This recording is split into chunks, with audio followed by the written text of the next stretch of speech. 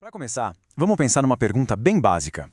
O que permite que a gente fique de pé, que conecta nossos músculos aos ossos e ainda por cima serve como uma primeira linha de defesa? Pois é, a resposta para tudo isso é a mesma: o tecido conjuntivo. Bom, para a gente entender como esse tecido funciona, o primeiro passo é olhar para o ambiente dele, a chamada matriz extracelular. Imagina que ela é o canteiro de obras do nosso corpo. É a parte não viva, mas é onde toda a mágica acontece. E nesse canteiro de obras a gente tem basicamente dois materiais. De um lado, as fibras. Elas são as proteínas que dão estrutura, sabe? São como as vigas, as cordas, as redes da construção. Do outro lado tem a substância fundamental, que é um gel que preenche todo o resto do espaço, funcionando como se fosse o concreto. E essas cordas não são todas iguais, não. A gente tem três tipos principais. O sistema colágeno, que é o campeão da força da estrutura. Depois vem o sistema elástico, que dá aquela flexibilidade, sabe? A capacidade da pele de voltar para o lugar.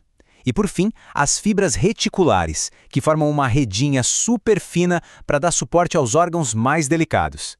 A fabricação da fibra mais famosa, o colágeno, é um processo genial. Funciona em duas etapas. Primeiro, dentro de uma célula chamada fibroblasto, uma molécula bebê é criada, o procolágeno. Depois, essa molécula é jogada para fora da célula e só lá ela se junta com outras para formar as fibras de colágeno super fortes que a gente conhece. E aí, claro, a gente se pergunta, se esse processo é tão fundamental, o que acontece quando ele dá errado? As consequências, como dá para imaginar, aparecem no corpo todo. Quando essa produção de colágeno falha, a coisa fica séria. No escorbuto, por exemplo, é a falta de vitamina C que impede a formação correta do colágeno e aí os tecidos ficam fracos. Já em outras condições, como a osteogênese imperfeita, o problema é genético e o resultado é aquela condição conhecida como ossos de vidro. A lógica é a mesma para o sistema elástico. Se tem o defeito na proteína que serve de base para as fibras elásticas, a fibrilina, o resultado é a síndrome de Marfan. Isso causa uma falta de resistência em tecidos que precisam esticar, como as paredes das grandes artérias, o que é bem perigoso. Ok, a gente já falou do canteiro de obras, mas toda obra precisa de trabalhadores, certo?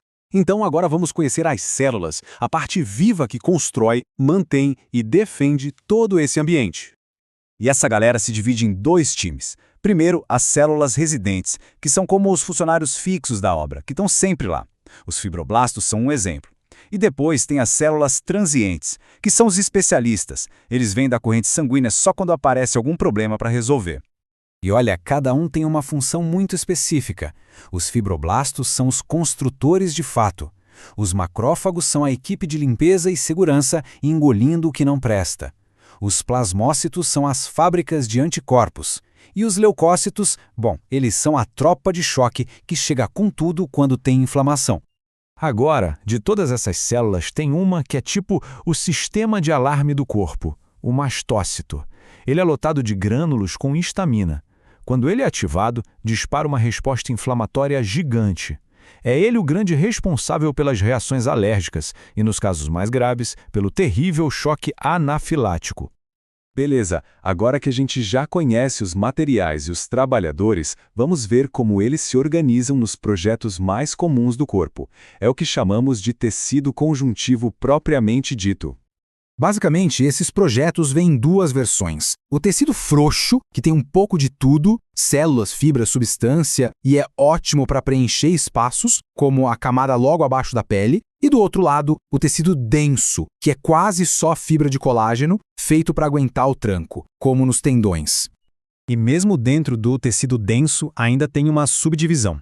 Existe o não modelado, onde as fibras de colágeno estão bagunçadas, apontando para todo lado. Isso é perfeito para resistir à tensão de várias direções, como na cápsula que envolve um órgão. Já o modelado, as fibras são super organizadas, todas paralelas, para resistir a uma força muito forte em uma única direção. É a definição de um tendão. Agora a gente chega na parte que, para mim, é a mais impressionante. Vamos ver como essa receita básica do tecido conjuntivo pode ser adaptada para criar coisas totalmente diferentes, desde gordura até o sangue. A versatilidade aqui é absurda. O tecido adiposo se especializa em guardar energia. A cartilagem vira um suporte flexível, um amortecedor, mas olha que curioso, sem vasos sanguíneos. E o osso? Bom, o osso leva a resistência a um outro nível, mineralizando a matriz de colágeno para criar a estrutura mais rígida do nosso corpo. E para fechar essa parte, Vem a grande surpresa: o sangue é, tecnicamente, um tipo de tecido conjuntivo. Como assim, a gente pensa? Simples, porque ele segue a definição. Tem células, que são os glóbulos, suspensas numa matriz extracelular. A única e grande diferença é que a matriz aqui, o plasma, é líquida. E se a gente olhar a composição do sangue, isso fica super claro. Mais da metade dele é a matriz líquida, o plasma. Ou seja, o sangue funciona menos como uma estrutura fixa e mais como um rio, né? Um sistema de transporte que leva suas células por todo o corpo. E o mais legal é que todas essas células diferentes do sangue nascem do mesmo lugar. O processo, chamado de hemocitopoese, começa com uma única célula-tronco lá na medula óssea. A partir dela, saem duas grandes linhagens que vão dar origem a todos os tipos de células que circulam nas nossas veias. Então, no fim das contas, fica bem claro, o tecido conjuntivo é a própria definição de versatilidade na biologia. Do líquido que corre nas veias até o osso que nos dá sustentação, ele é arquiteto, engenheiro e sistema de defesa, tudo ao mesmo tempo. E para a gente fechar, fica aqui uma última reflexão. Se esse tecido é a nossa fundação, a base de tudo, o que acontece quando essa estrutura começa a apresentar rachaduras?